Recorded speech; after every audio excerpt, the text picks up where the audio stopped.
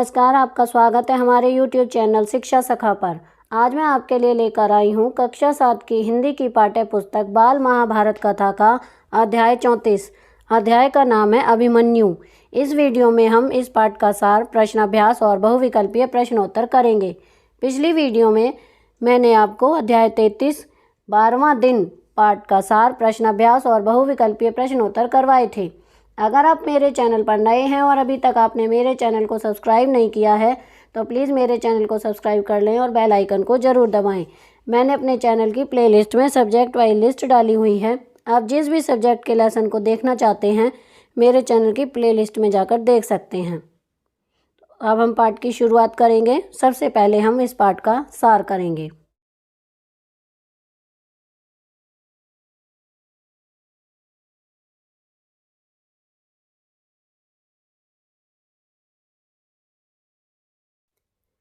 तेरहवें दिन भी संस्पतकों ने अर्जुन को युद्ध के लिए ललकारा। अर्जुन भी उनकी चुनौती स्वीकार करके उनके साथ युद्ध करते हुए दक्षिण की ओर चला गया।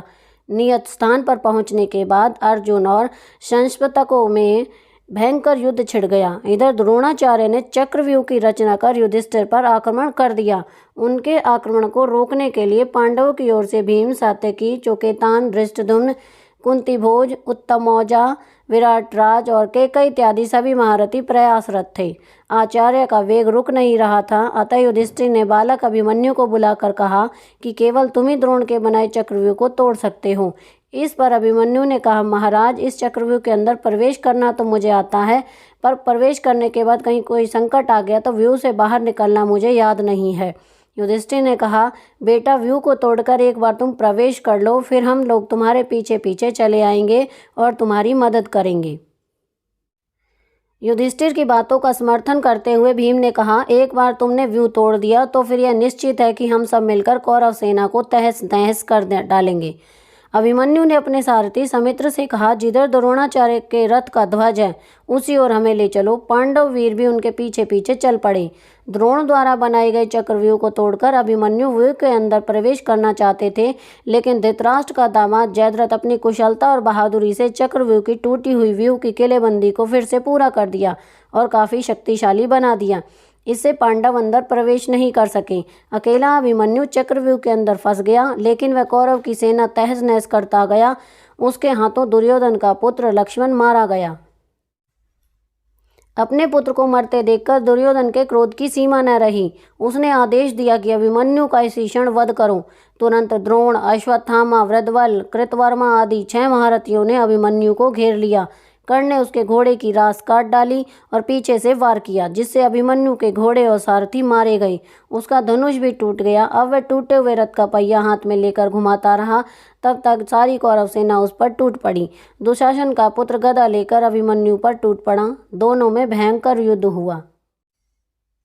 दोनों के युद्ध में अभिमन्यु मारा गया। शिविर में पहुंचकर अभिमन्यु की मृत्यु की बात सुनकर अर्जुन काफी बिलखने लगे। श्री कृष्ण ने उन्हें समझाया। युधिष्ठिर ने घटनाक्रम की सारी जानकारी दी और बताया कि जयद्रथ के कारण अभिमन्यु मारा गया है। यह सुनकर अर्जुन ने गांडीव पर जोर से टंकार दी और बोले, जिसके कारण मेरे प्रिय पुत्र की मृत्यु हुई है, उस जयद्रथ का मैं कल सूर्यास्त होने से पहले वध करके रहूंगा। यह मेरी प्रतिज्ञा है। अर्जुन की यह प्रतिज्ञा सुनकर जयद्रथ काफी डर गया, लेकिन दुर्योधन ने उसकी रक्षा का पूरा भरोसा दिलाया। अगले दिन युद्ध में व्यूह की रचना करते हुए द्रोणाचार्य ने जयद्रथ को युद्ध के मैदान में 12 मील दूर सेना व रक्षकों के साथ रखा। उनके साथ कई वीर योद्धा उसकी रक्षा के लिए मौजूद थे। उनमें भूरिश्रवा, कर्ण, अश्वत्थामा, शल्य, वृषसेन आदि थे। अर्जुन ने मोर्चा संभालते ही भोजों की सेना पर हमला कर दिया। उसे हराने के बाद कृतवर्मा, सुदक्षिण, श्रुतायुध पर आक्रमण किया। श्रुतायुध अपनी गदा से मारा गया। कामभोज राज अर्जुन के हाथों मारा गया। कौरव सेना को मारता हुआ अर्जुन जयद्रथ के समीप पहुंच गया। जयद्रथ की रक्षा में लगे 8 महारथी अर्जुन का मुकाबला करने लगे। अब हम इस पाठ के प्रश्न अभ्यास करेंगे। युधिष्ठिर ने अभिमन्यु से क्या कहा? उत्तर। युधिष्ठिर ने अभिमन्यु से कहा, बेटा, द्रोण के रचे हुए चक्रव्यूह को तोड़ना हमारे किसी और योद्धा से नहीं हो सकता। अकेले तुम ही ऐसे हो जो द्रोण के बनाए इस चक्रव्यूह को तोड़ सकते हो। हम द्रोण की सेना पर आक्रमण करने को तैयार हैं। प्रश्न 2, युधिष्ठिर को जब पता चला कि सात्यकी संकट में है तो उन्होंने अपने वीरों से क्या कहा? उत्तर, तब युधिष्ठिर अपने योद्धा से बोले, कुशल योद्धा, नरोत्तम और सच्चे सात्यकी आचार्य द्रोण के बाण से आहत हो रहे हैं, अतः हम लोग वहां पहुंचकर उनकी सहायता करें। प्रश्न 3, 13वें दिन किस किस में युद्ध छिड़ गया? उत्तर, 13वें दिन अर्जुन और संस्पतकों के बीच भयंकर युद्ध छिड़ गया। प्रश्न 4, द्रोणाचार्य ने किसकी रचना की? उत्तर, द्रोणाचार्य ने कौरव सेना से चक्रव्यूह की रचना की। प्रश्न 5, अभिमन्यु किसका पुत्र था? उत्तर, अभिमन्यु अर्जुन और सुभद्रा का पुत्र था। प्रश्न 6, चक्रव्यूह के बारे में अभिमन्यु क्या जानता था? उत्तर, अभिमन्यु चक्रव्यूह में प्रवेश करना तो जानता था पर निकलना नहीं जानता था। प्रश्न 9, भीम ने अभिमन्यु को क्या विश्वास दिलाया? उत्तर, भीम ने अभिमन्यु को विश्वास दिलाया कि मैं तुम्हारे पीछे चलूंगा और साथ में अन्य कई योद्धा होंगे। प्रश्न 8, धृष्टद्युम्न ने भीम को क्या भरोसा दिलाया? उत्तर, धृष्टद्युम्न ने भीम से कहा, तुम किसी प्रकार की चिंता न करो, इतना विश्वास रखो कि मेरा वध किए बिना युधिष्ठिर को नहीं पकड़ सकेंगे।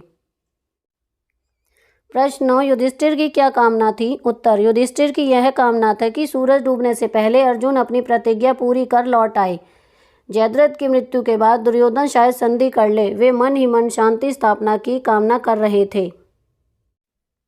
अब हम बहुविकल्पीय प्रश्नोत्तर करेंगे। पहला प्रश्न है, श्रीता युद्ध के मृत होने पर कामभोजराज सुदक्षिण ने जोरों का हमला किस प्रकार किया था? ए कर्ण, बी अर्जुन, सी युधिष्ठिर, डी भीमसेन। इसका सही उत्तर है बी अर्जुन। प्रश्न 2, युधिष्ठिर की ओर से किसने गुरु द्रोणाचार्य के बाणों को रोकने की कोशिश की थी? ए भीम सात्यकी, बी चेकितान धृष्टद्युम्न, सी कुंती भोज उपमौजा, डी उपरोक्त सभी। इसका सही उत्तर है डी उपरोक्त सभी। प्रश्न 3, सुभद्रा के पुत्र का क्या नाम था? ए घटोत्कच, बी इरावान, सी अभिमन्यु, डी इनमें से कोई नहीं। इसका सही उत्तर है सी अभिमन्यु। प्रश्न 4, गुरु द्रोणाचार्य ने किस पर धावा बोल दिया था? ए कर्ण, बी युधिष्ठिर पर, सी अर्जुन पर, डी भीमसेन पर। इसका सही उत्तर है बी युधिष्ठिर पर। प्रश्न 5, श्री कृष्ण पर गदा उठाकर किसने प्रहार किया था? ए वृषसेन, बी अर्जुन, सी श्रुतायुध, डी कर्ण। इसका सही उत्तर है सी श्रुतायुध। प्रश्न 6, युधिष्ठिर ने किसे गुरु द्रोणाचार्य के बनाए हुए चक्रव्यूह को तोड़ने को कहा था? ए भीम, बी अर्जुन, सी अभिमन्यु, डी उपरोक्त सभी। इसका सही उत्तर है सी अभिमन्यु। प्रश्न 7, जयद्रथ अपनी सेना को लेकर किसकी सेना पर आक्रमण करने लगा था? ए अर्जुन, बी पांडव, सी विराट, डी दुर्योधन। इसका सही उत्तर है बी पांडव। प्रश्न 8, दुर्योधन के पुत्र का क्या नाम था? ए लक्ष्मण, बी सम, सी कर्ण, डी अभिमन्यु। इसका सही उत्तर है ए लक्ष्मण।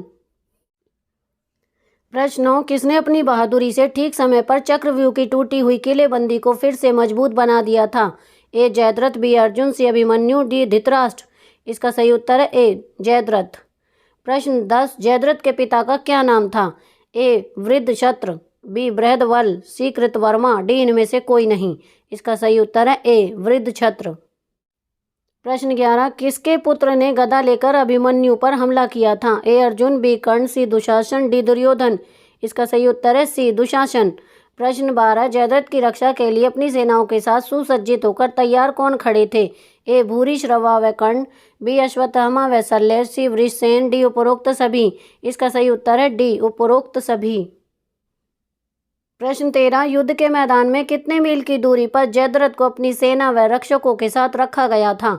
ए 10 मील, बी 12 मील, सी 4 मील, डी 2 मील। इसका सही उत्तर है बी 12 मील। प्रश्न 14, सिंधु सेना का पराक्रमी राजा कौन था? ए जयद्रथ, बी धृतराष्ट्र, सी सात्यकी, डी घटोत्कच। इसका सही उत्तर है ए जयद्रथ। तो यहाँ पर हमारा अध्याय 34 का अभ्यास का कार्य पूरा हो गया है। अगली वीडियो में मैं आपको अध्याय 35 युधिष्ठिर की चिंता और कामना पाठ का सार, प्रश्न अभ्यास और बहुविकल्पीय प्रश्नोत्तर करवाऊंगी। आपको मेरी ये वीडियो कैसी लगी मुझे कमेंट करके ज़रूर बताएं। मेरी वीडियो को लाइक करें, शेयर करें और चैनल को सब्सक्राइब करना ना भूलें। Thank you.